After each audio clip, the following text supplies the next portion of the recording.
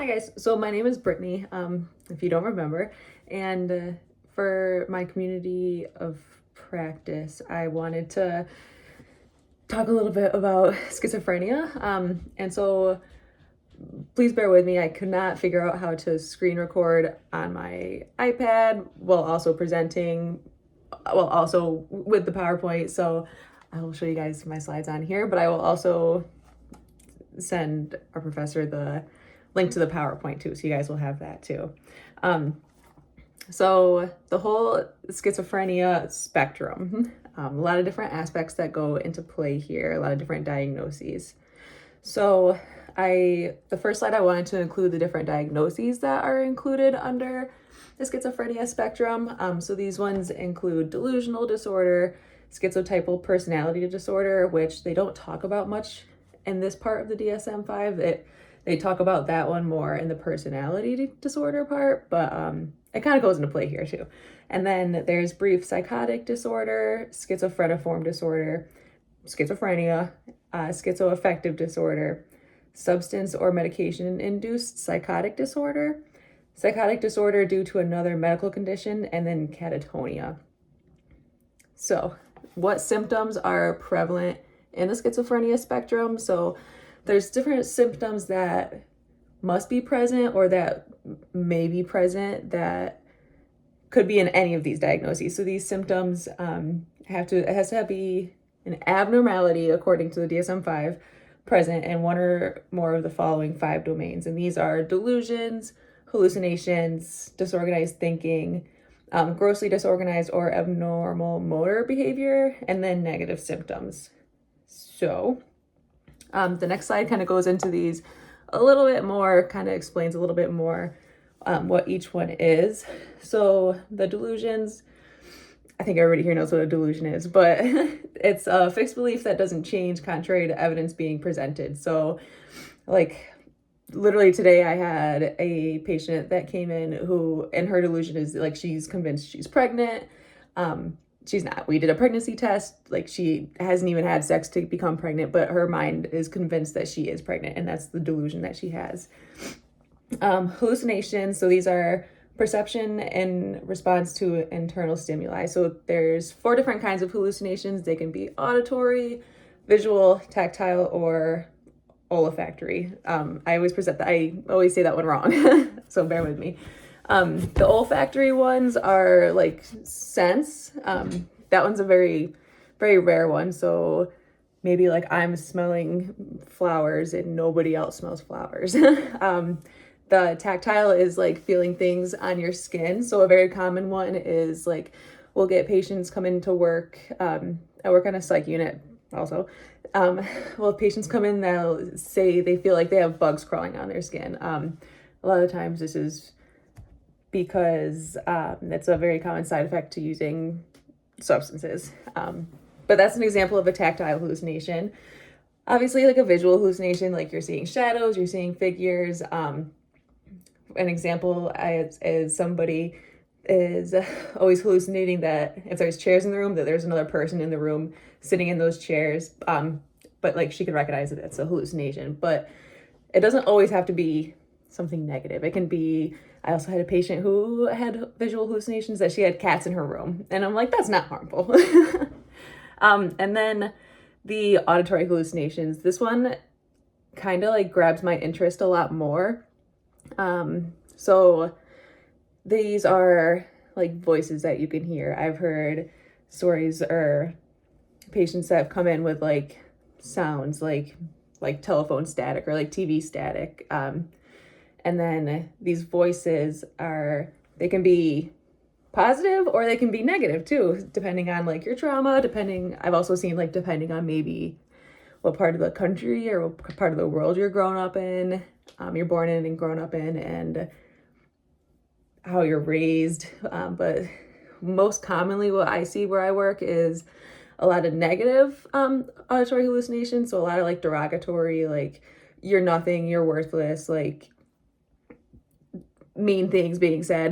But then there's also command auditory hallucinations, and these are where the voices will tell the patients that I have, like, you should kill yourself, or like you shouldn't eat that food because there's poison in it. It'll like, the voices will tell the patients what to do, or what not to do. And they're very like command in nature. And so then moving on, disorganized thinking. So some examples of this are like loose associations, tangential speech, incoherent speech, or word salad. So just like not making any sense. Like I could ask a patient a question and they will answer with something that I didn't even ask. Like I could be like, what was for lunch today? And they'll be like, well, World War II was last week. And like no linear thinking, nothing is like coherent. Tangential is also like, and then just talk. And starting on one topic and then like kind of like going, and 20 minutes later you're on a whole different topic. But they didn't stop talking the whole time. And then abnormal motor behavior, that's just, I feel like, a really big fancy term for bizarre behaviors. Maybe you're getting agitated. Right now I have a patient who, our tiles on the floor in the hallway are white, and then there's some that are blue and some that are red. She only will walk on the red ones. So that could be an example of that. And then the negative symptoms. So these are diminished emotional expression, and there's a few different things that can be a negative symptom. So they can include, it's called avolition, logia, I think it's pronounced, anhedonia, and asociality. So the avolition is like a decrease in motivation to participate in like activities that I might want to do. So like if I typically enjoy reading or playing video games and then I don't want to do that, I don't have any motivation to do that. Alogia, the decrease in speech. So any kind of like output, like I'm not responding to you. Maybe I'm only saying a couple words. Anhedonia is the decrease in pleasure. So like you hear about this a lot with depression too. Like things that like I enjoy doing, like I'm not getting the pleasure out of it. Like I enjoy spending time with my dogs. Like anhedonia, if I had anhedonia, then I would not enjoy doing that anymore. And then asociality is the decrease in interest in social interactions. So not wanting to talk to people you normally like to talk to, not wanting to go to the grocery store, just none of it interests you. All right, so then I kind of wanted to touch base on the different diagnoses that are on the schizophrenia spectrum. The first one I have listed is delusional disorder. This one, on these slides, the information is straight from the DSM-5.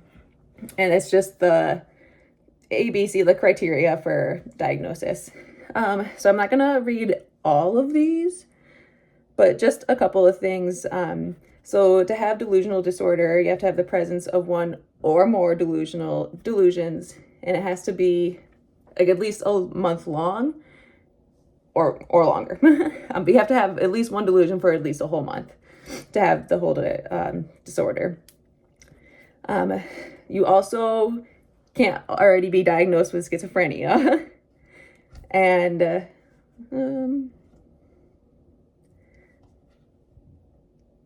yeah, so it looks like the rest of the information is like you can't have had a manic episode. You can't have had hallucinations, because then that would kind of, I don't want to say qualify you for a different diagnosis.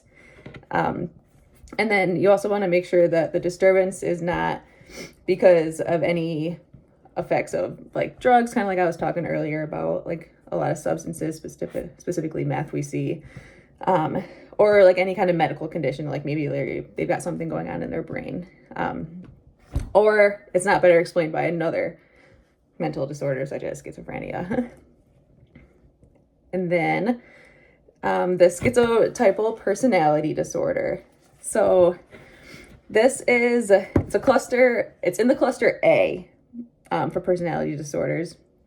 And I'll read it right from the slide. This is a pervasive pattern of social and interpersonal deficits marked by acute discomfort with and reduced capacity for close relationships, as well as by cognitive or perceptual distortions and eccentricities of behavior, beginning by early adulthood and present in a variety of contexts as indicated by 5 or more of the following.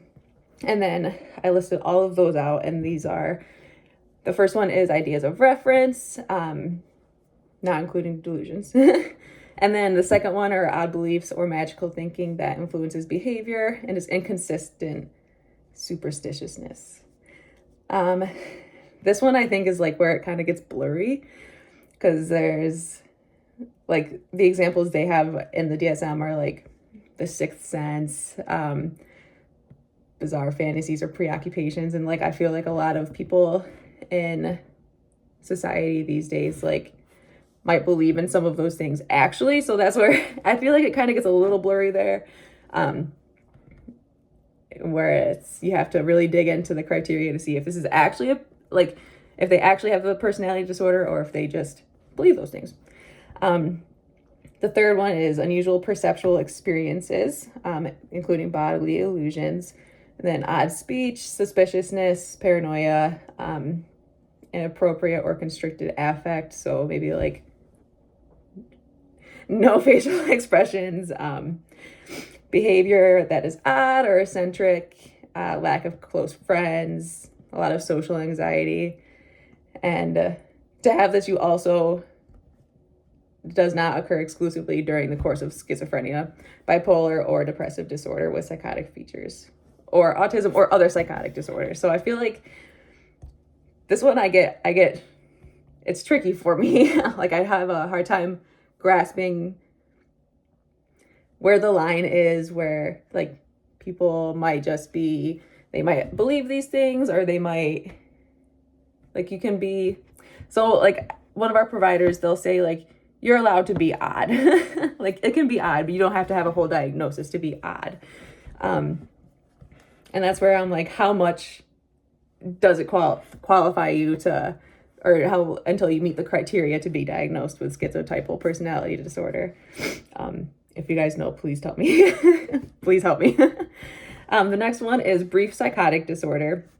This one, I like to think of it as like, if you think of like a psychotic episode or a schizophrenic episode, but there's a lot more qualifications for schizophrenia. So this could be like the start, like the onset of the start of being diagnosed with schizophrenia. So in brief psychotic disorder, you have to have one or more of the following symptoms: delusions, hallucinations, disorganized speech, or catatonic or disorganized behavior. One of the symptoms has to be delusions, hallucinations, or disorganized speech. And then the episode must be at least 1 day long, but less than a month. And the people, when they're experiencing this, they must be returning back to like their baseline behavior after the episode. Like, the episode can't just last forever, because then it's a different ballpark. And then again, the disturbance is not better explained by like major depressive, bipolar disorder with psychotic features, or another kind of psychotic disorder. This one I see a lot at work. This one, and then there's another one that I'll talk about that I see a lot at work, but usually the brief psychotic disorder, if somebody comes in with it and then we discharge them, we will sometimes see them again, and then it turns into a different diagnosis. Next one is schizophreniform disorder. This one, 2 or more of the following, and each have to be present for a significant portion of time during a 1 month period. And then, so it has to be, they have to have delusions, hallucinations, disorganized speech, grossly disorganized or catatonic behavior, negative symptoms. The episode has to last at least 1 month, but less than 6 months. And then again, with the diagnoses, ruling out other ones, making sure that the symptoms don't better qualify for a different diagnosis. And that it's not also a cause of medications, maybe something wrong with your physical health, substances, schizophrenia, the big one. So there's a lot of information on this slide. I'm not going to read it all. 2 or more of the following, each present for a significant portion of time during a 1 month period. Delusions, hallucinations, disorganized speech, grossly disorganized or catatonic behavior, negative symptoms. for a significant portion of the time since the onset of like the psychotic episode, level of functioning has to be like effective, like your work life, personal life, personal relationships, it diminishes. Continuous signs of the disturbance persist for at least 6 months. And then schizoaffective disorder and depressive or bipolar disorder with psychotic features, gotta make sure those are ruled out. And then again, it's not because of substances or other reasons. So earlier I talked about how the brief psychotic disorder, I call it like the start, because if you are having just like one psychotic episode and maybe it lasts 28 days, then it's brief psychotic disorder. And then if that happens again and again and again, and then if it persists for longer than 6 months, then they'll start looking at the schizophrenia diagnosis. The next one is schizoaffective disorder. This is the one I see like half the diagnoses of my patients are schizoaffective disorder. This is an uninterrupted period of illness during which there is a major mood episode, concurrent with schizophrenia. So, delusions, hallucinations for 2 or more weeks in the absence of major mood episode during the lifetime. And then you have to make sure the symptoms meet a criteria for a major mood episode. So this one, what I most commonly see is schizoaffective disorder, maybe bipolar type. So it's the way I think about it is it's kind of like schizophrenia with a mood disorder. So they have all the symptoms of schizophrenia, but maybe if they have schizoaffective disorder, bipolar type, then they also will have like the bipolar to go with it. Some patients have schizoaffective disorder, depressed type, where they'll have schizophrenia, they'll have a lot of the negative symptoms of schizophrenia, but they'll also have like suicidal ideations and a lot of depressive symptoms as well. There's a lot more of like specifiers and everything that I am not going into, but yeah, that's how I kind of explain it to my patients. I'm like, it's kind of like schizophrenia with a mood disorder. And then the next one, substance-induced or medication-induced psychotic disorder. So to be diagnosed, you have to have at least delusions or hallucinations, and you have to have like labs drawn, history and physical examination, and of it, like get to the bottom of it. You'll know that like if I did drugs, that is why I'm psychotic right now. So like earlier I talked about individuals who use methamphetamines often will have tactile hallucinations, or like they could have visual, auditory, a lot of paranoia, and a lot of times that can be diagnosed as like substance-induced psychosis. And then this, it also could be like a cause of medications, a lot of different things at play there. And then there is psychotic disorder due to another medical condition.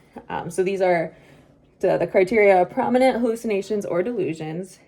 And then there's evidence from the history and physical or lab findings that the disturbance is a direct pathophysiological consequence of another medical condition. So maybe like altered mental status due to like yesterday in my internship, an elderly gentleman had sepsis and that was causing him to have an altered mental status. And then catatonia. So this was like a learning thing for me when I was making this presentation, because I always hear like the providers where I work and the nurses talking about, oh, the patient's catatonic, they're catatonic. But I guess I never really fully understood what it meant.